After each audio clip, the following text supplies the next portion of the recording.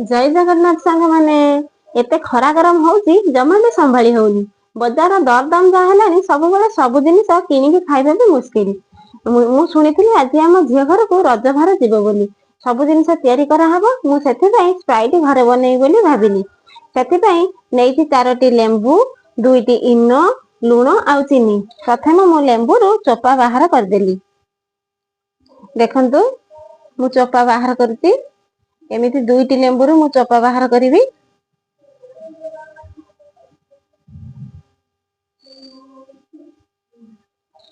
ଚୋପା ବାହାର କରିଦେଲି। ମୁଁ ଏବେ 2ଟି ଲେମ୍ବୁରୁ ଦେଖନ୍ତୁ ମୁଁ ଚୋପା ବାହାର କରିଦେଲି। ତାପରେ କଣ କରିବି, ସେଥିରେ ଟିକେ ଲୁଣ ମିଶେଇବି,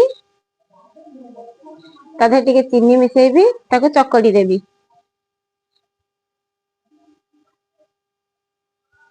ଦେଖନ୍ତୁ ମୁଁ ଚକୁଡୁଛି। ଏମିତି ଚକୁଡିବି ରସ ବାହାରିଲା ଯାଏ।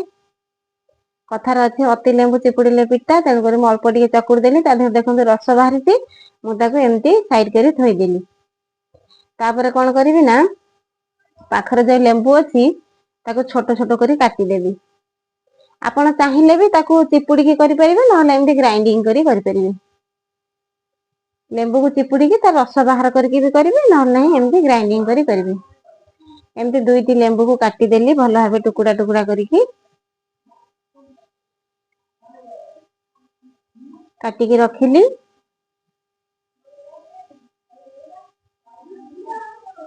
ତାପରେ କଣ କଲି, ମୁଁ ଗ୍ରାଇଣ୍ଡର ଆଣିଲି। ଦେଖନ୍ତୁ ମୁଁ ଗ୍ରାଇଣ୍ଡର ଆଣିଲି। ସେଥିରେ ଲେମ୍ବୁ ପକେଇଲି। ଆଉ କିଛି ଲୁଣ ମିଶେଇବି ଆଉ ଚିନି ମିଶେଇବି। ଲୁଣ ମିଶେଇଲି, ତାପରେ ଚିନି ମିଶେଇଲି। ତାକୁ ଏବେ ଭଲ ଭାବରେ ପେଷ୍ଟ କରିବା ପାଇଁ ନେଇଯିବି। ସେଥିରେ ଟିକେ ପାଣି ଆଡ କଲି। ତାକୁ ଏବେ ନେଇଯିବା ଗ୍ରାଇଣ୍ଡର କରିକି ଆଣିବା। ଦେଖନ୍ତୁ ଭଲ ଭାବେ ପେଷ୍ଟ କରି ନେଇ ଆସିଲି ଲେମ୍ବୁ ରସକୁ। ତାପରେ ଏବେ ଯିବା ଚୁଲି ପାଖକୁ। ଦେଖନ୍ତୁ ମୁଁ ଯେହେତୁ ଚୁଲିରେ କରୁଛି, ଆପଣ ମାନେ ଗ୍ୟାସ ରେ କରିପାରିବେ ଲୋ ଫ୍ଲେମ ରେ। ଆମର ଗ୍ୟାସ ନାହିଁ, ସେଥିପାଇଁ ମୁଁ ଚୁଲିରେ ବନଉଛି। ଦେଖନ୍ତୁ ମୁଁ ଚୁଲି ଲଗେଇଲି। ତାପରେ କଢେଇ ବସେଇଲି।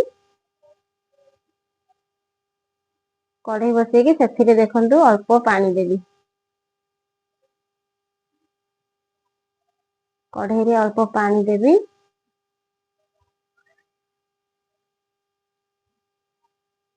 ଏମିତି ପାଣି ଦେଇଦେଲି। ମୁଁ ଏଠି ହାଫ ଲିଟର ସ୍ପ୍ରାଇଟ ବନେଇବି, ସେଥିପାଇଁ ମୁଁ ଏତିକି ପାଣି ଦେଲି। ଆପଣ ଯେ ଅନୁସାରେ ବନେଇବେ ସେଇ ହିସାବରେ ଆପଣ ପାଣି ଦେବେ। ପାଣି ଟା ଟିକେ ଗରମ ହବା ପାଇଁ ଛାଡିଦେବି।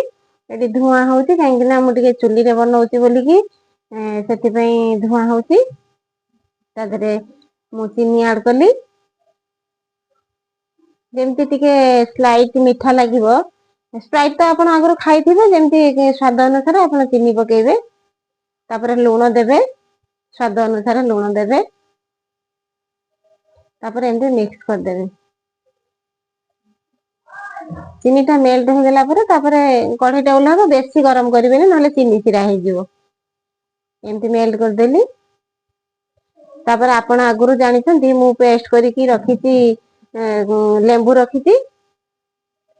ତାକୁ ଏମିତି ଭାବରେ ଦେଖନ୍ତୁ ରସ ଗୁରାକ ସବୁ ଛାଙ୍କି ଦେଲି ଛଙ୍କାରେ। ତାର ଯୋଉ ଖାଦ୍ୟ ଗୁରା ରହିଲା ତାକୁ ଫିଙ୍ଗିଦେବି। ତାପରେ ଏମିତି ଟିକେ ଗୋଳେଇ ଦେବି ତାକୁ।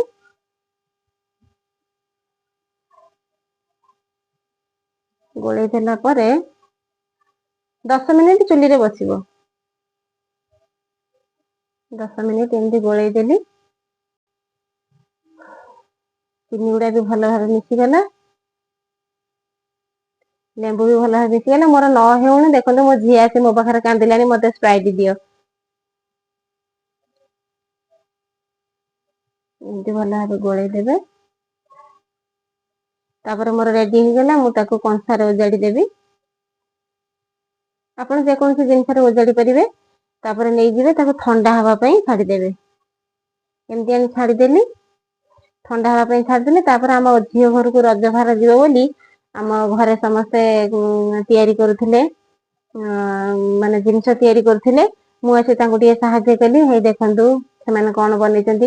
ଏଠି ମାଛି ଆଉ ଜନ୍ଦା ଚାଲୁଛନ୍ତି କାହିଁକି କହିଲେ? ଏଇ ଯୋଉ ଜାଣିଛନ୍ତି ତ ଯୋଉଠି ମିଠା ସେଇଠି ମାଛି ସେଇଠି ଜନ୍ଦା ସବୁ, ସେଥିପାଇଁ ମାଛି ଆଉ ଜନ୍ଦା ଏଠି ଚାଲୁଛନ୍ତି। ମୁଁ ବି ତାଙ୍କ ସହିତ ସେମାନଙ୍କୁ ଟିକେ ସାହାଯ୍ୟ କଲି। ମୁଁ ଏଠି କରଞ୍ଜି ବନଉଛି ଦେଖନ୍ତୁ, ହେଇ ନିମିକି ବନା ହେଇଛି ଆଗରୁ, ପୁରୀ ବନା ହେଇଛି, ତାପରେ ଏଠି ସାତ ପୁରୀ ବନା ହେଇଛି, ସାତ ପୁରୀ ବନା ହେଇଛି, ନଡିଆ ପୁର ହେଇକି ରହିଛି। ମୁଁ ଏଠି ନିମିକି ବନଉଛି। ଏମିତି ଭାବରେ ଆମେ ସମସ୍ତେ ମିଶିକି ବନେଇଲୁ।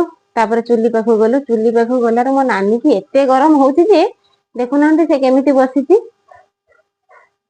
ପୁରା ଗୋଟେ କୁଣ୍ଡରେ ପୁରା ଗୋଟେ କୁଣ୍ଡ ଫୁଲ ମୁସମୁସିଆ ନିମିକି ବନେଇ ସାରିଲାଣି। ଦେଖନ୍ତୁ ଏତେ ଗରମରେ ବି ତା ଝିଅ ଘରକୁ ଭାର ଦବ ବୋଲି ପୁରା ଏତେ ନିଶା ତାର, ସେ କେତେ ଜିନିଷ ବନଉଛି ଦେଖନ୍ତୁ। ପୁରା ମୁସମୁସିଆ ନିମିକି ବନଉଛି। ତାପରେ ଆମେ ଆଗରୁ ଯୋଉ କରିକି ରଖିଥିଲେ ସେଇଟା ଥଣ୍ଡା ହେଇଗଲାଣି, ସେଥିରେ ଯୋଉ ମୁଁ ଲେମ୍ବୁ ଟା ଚିପୁଡି ରଖିଥିଲି ତାକୁ ମୁଁ ଆଡ କଲି। ଆଡ କରି ଏମିତି ଭଲ ଭାବେ ତାକୁ ଗୋଳେଇ ଦେବି। ଦେଖନ୍ତୁ କଲର ଟା ପୁରା ସ୍ପ୍ରାଇଟ ର କଲର ହେଇଗଲାଣି। ତାକୁ ଗୋଳେଇ ଦବା।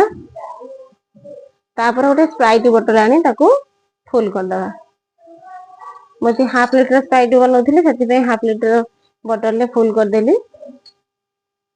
ତାପରେ କଣ କରିବି ନା, ଇନୋ ରଖିଥିଲି ପାଖରେ, ଆପଣ ମାନେ ଜାଣିଛନ୍ତି। ସେଥିରେ ଇନୋ ପକେଇବି। ଇନୋ ପକଉ ପକଉ ଠିପି ବନ୍ଦ କରିବେ, ନହେଲେ ନାହିଁ ସେ ସବୁ ବାହାରିଯିବ। ଇନୋ ପକେଇଦେଲି। ଇନୋ ପକେଇକି ଏମିତି ଠିପି ବନ୍ଦ କରିଦେଲି, ନହେଲେ ସବୁ ବାହାରିଯିବ। ଦେଖନ୍ତୁ ମୁଁ ଟୋଟାଲ 2ଟା ଇନୋ ୟୁଜ କରିଛି। ମୁଁ 2ଟା ଇନୋ ପକେଇକି ଏମିତି ଠିପିକି ଭଲ ଭାବେ ବାହାର ଟାଇଟ କରିଦେଲି। ତାପରେ ଏବେ ତାକୁ କଣ କରିବା ନା, ଫ୍ରିଜ ରେ 1 ଘଣ୍ଟା ପାଇଁ ରଖିଦବା। ଥଣ୍ଡା ନହେଲେ ତ ବାଗ ଲାଗିବନି ସ୍ପ୍ରାଇଟ, ଆପଣ ଜାଣିଛନ୍ତି। ସେଥିପାଇଁ ଆମେ ନେଇଯିବା ଫ୍ରିଜ ରେ ରଖିଦବା। ନେଇଗଲି ଫ୍ରିଜ ରେ ରଖିଦେଲି। ତାପରେ 1 ଘଣ୍ଟା ପରେ ଆଣିଲି। ଦେଖନ୍ତୁ ମୋ ନାନୀ ସେଠି ଛାଣୁଥିଲା, ଆପଣ ମାନେ ଜାଣିଛନ୍ତି। ସେ ସ୍ପ୍ରାଇଟ ନେଇକି ମୋ ଭାଇଙ୍କୁ ପିଇବା ପାଇଁ ଦଉଛି। ସେମାନେ କେତେ ତିଆରି କରିଛନ୍ତି ଦେଖନ୍ତୁ। ଭିଡିଓ ଭଲ ଲାଗିଲେ ଲାଇକ୍, କମେଣ୍ଟ, ସବସ୍କ୍ରାଇବ ନିଶ୍ଚିନ୍ତ କରିବେ, ଜମା ବି ଭୁଲିବେନି।